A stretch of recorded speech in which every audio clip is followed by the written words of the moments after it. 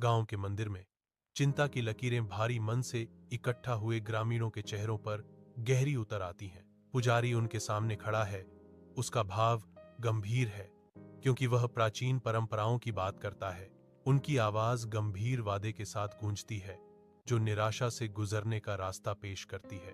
भगवान गणेश की शरण लो, पुजारी आग्रह करते हैं। उनके शब्दों में आशा का भार है। वह तुम्हारे दुखों को दूर करेगा, पुजारी आश्वासन देता है। उसकी आवाज मंदिर के मैदान में गूंजती है। मंदिर के अंदर ग्रामीण इकट्ठा होते हैं। उनके चेहरे टिमटिमाते दीपकों से और भगवान गणेश के प्रति भक्ति से प्रकाशित होते हैं। जीवंत फूलों और पके फलों की भेंटें वेदी को सुशोभित करती हैं, जो उनके विश्वास का एक रंगीन प्रमाण है। आरती मंदिर को भर देती है।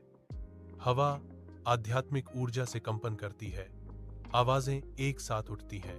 एक ग्रामीण की हार्दिक गुहार पवित्र स्थान में गूंजती है।